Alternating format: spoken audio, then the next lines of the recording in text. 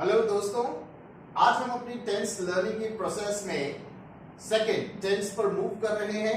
अभी तक आपने पिछली कुछ कक्षाओं में सिंपल प्रेजेंट टेंस को बहुत ही डिटेल में देखा। आज हम second tense that is the present continuous tense के साथ में आगे बढ़ रहे हैं। इन Hindi these sentences get terminated in the phrases रहा है, रही है, रहे हैं। अब यहाँ पे ये थोड़ा सा एब्स्ट्रैक्ट है, हुआ है, हुई है, हुए हैं, क्योंकि हुआ है, हुई है आप अक्सर प्रेजेंट परफेक्ट में भी सीखते हैं और यहाँ पर भी सीख रहे हैं। लेकिन यहाँ पर उन एक्शंस की बात करेंगे, the activity which are going on at the present time while we are just getting to have a conversation। हमारे बात करते समय जो घटनाएं अभी चल रही हैं उन्हें बताने के आप इसे यूज करते हैं। अक्सर आप रहा है, रही तो समझ जाते हैं, लेकिन ये हुआ है, हुई है, हुए हैं, ये अक्सर प्रॉब्लम क्रिएट करते हैं। जैसे आप एग्जांपल में ले सकते हैं, आप सब बैठे हुए हैं, मैं खड़ा हुआ हूं, फिर कुछ लोग बाहर खड़े हुए हैं, मेरी चाबियां टेबल पर रखी हुई हैं।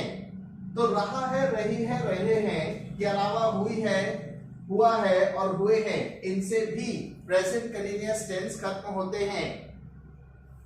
जब आप इन्हें इंग्लिश में फॉर्मुलेट करेंगे, now here you have got all the formulation, affirmative, negative, interrogative and negative interrogative.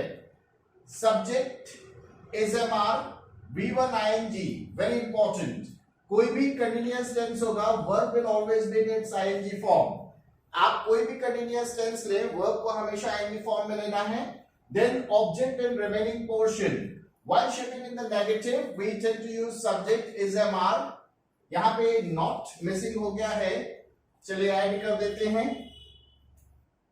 Subject is MR plus not plus verb की ing form and object and remaining portion को लेकर इसको यहाँ पे फॉर्मुलेट करेंगे। Question making में take SMR at the beginning. Question making में SMR शुरू में जाएगा, सब्जेक्ट V1 आएंगे, ऑब्जेक्ट एंड RP। और नेगेटिव इंट्रोगेटिव में इज के दौरान शुरू में जाएगा, सब्जेक्ट V1 आएंगे, ऑब्जेक्ट एंड RP। I के साथ में M को यूज करना है, VUD के साथ में R को यूज करना है, ही शीट और सिंगुलर के साथ में इज को यूज करना है। या पहले भी स्टेटस ऑफ बीइंग में और ना है फ्रेज में सीख चुके हैं। चलिए अब हम सेंटेंस मेकिंग के थ्रू आगे बढ़ते हैं। तो यहाँ पे कुछ सेंटेंस आपको दे रखे हैं, इसको मैं आपको फॉर्मुलेट करके बता देता हूं।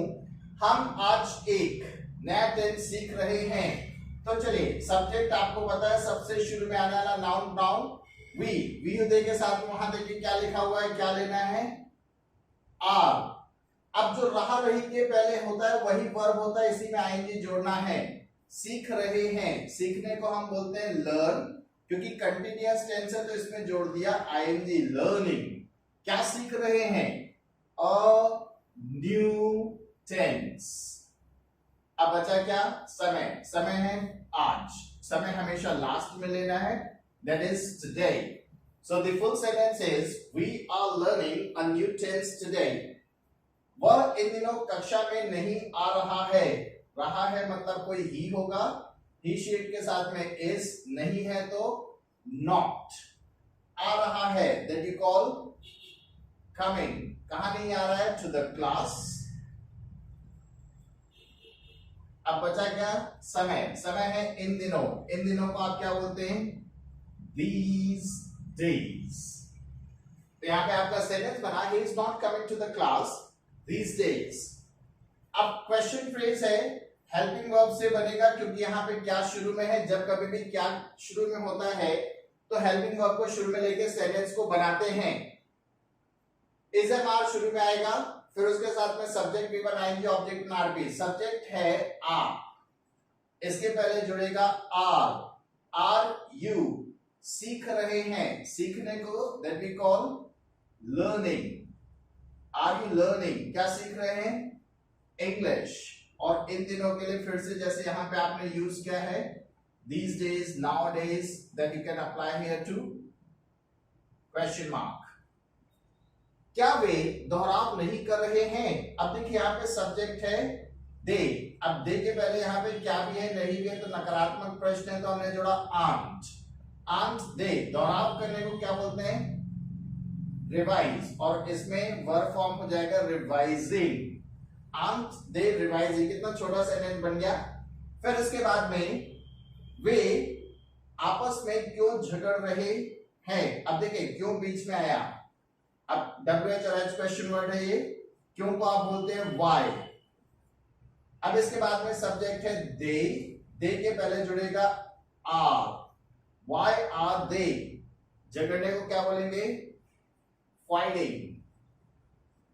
तो यहां पे हो जाएगा वाई आर दे फाइटिंग, आपस में, with each other,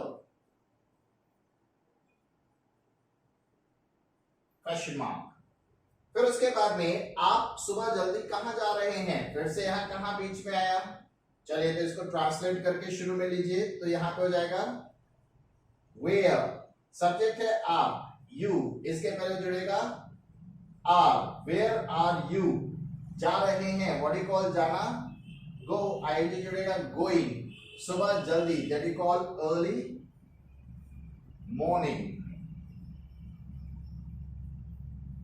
So this is how you just have to be framing the present continuous tense। ongoing current action के लिए आप इसे यूज करते हैं कि अभी क्या हो रहा है, जैसे अब हुआ है हुई है कि यहाँ पे एक भी एग्जाम्पल नहीं है, उसमें भी आप देख लीजिए। जैसे मैं आज एक काली टी शर्ट पहने हुए हूं, तो मुझे बोलना है, तो मैं बोलूंगा I am wearing a black T shirt today. आप सब बैठे हुए हैं, यू ऑल आर सिटिंग, मैं खड़ा हुआ हूं, I am standing, My bottles are lying on the table, मेरी bottles टेबल पे रखी हुई है। So likewise, this is the way we just tend to use हुआ है, हुई है, हुए हैं also in case of present continuous tense।